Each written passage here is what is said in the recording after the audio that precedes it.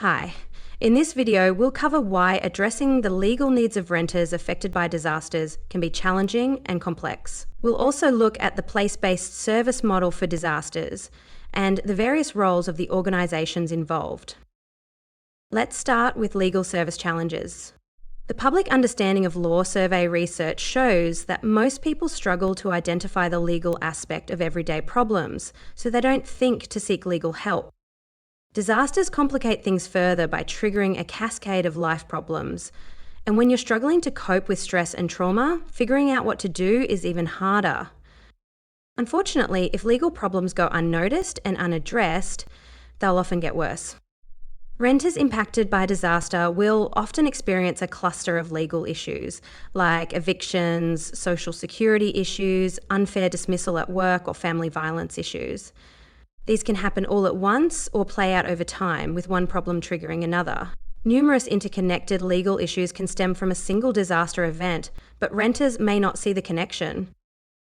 Many renters won't have a strong knowledge about their renting rights at the best of times, let alone in a crisis. By educating renters about their rights before disasters strike, they'll be in a better position to make informed and timely decisions.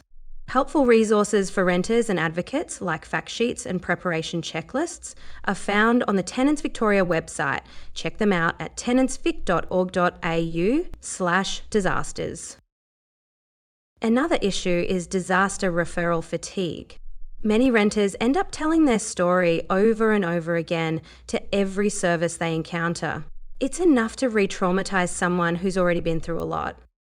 That's why trauma-informed practice matters. A warm, empathetic approach and streamlined collaboration between services can make a big difference. In regional areas where many disasters occur, other challenges can come into play. In the bush, there's often a strong culture of self-sufficiency and a preference for local solutions over outside help.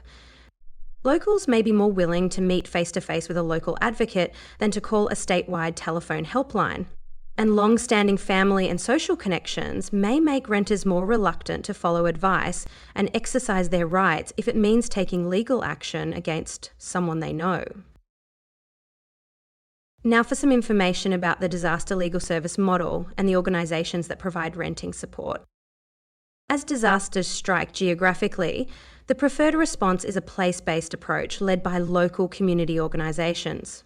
Local organisations are staffed by local people who understand the impact of the disaster firsthand.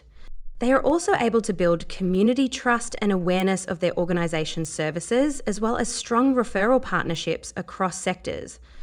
All this helps create a valuable safety net to catch residents in need.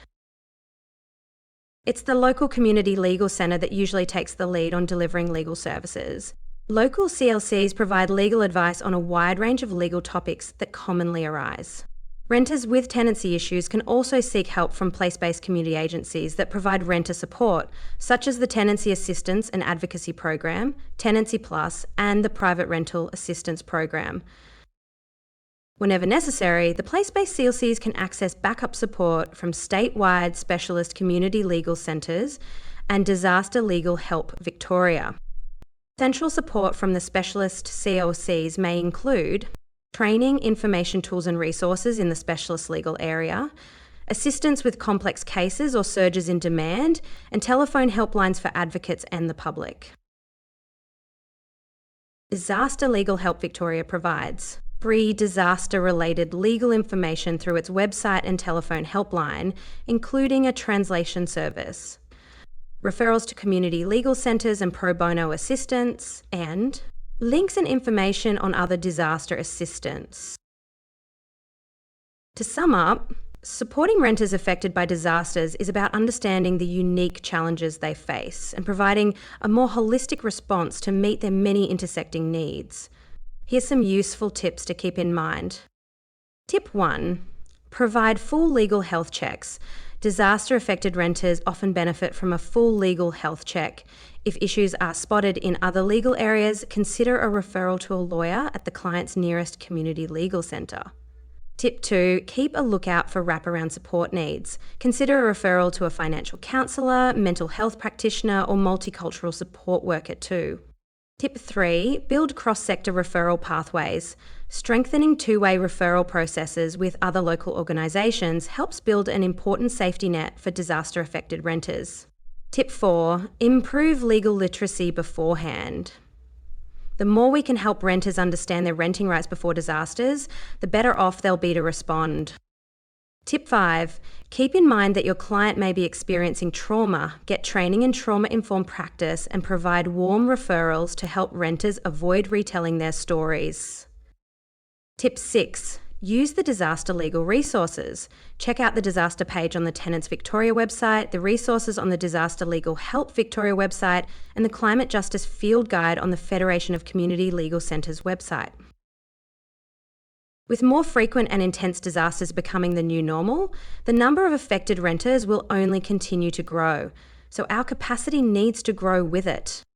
Together we can build a stronger, more connected disaster legal response. Thanks for taking the time to learn with us.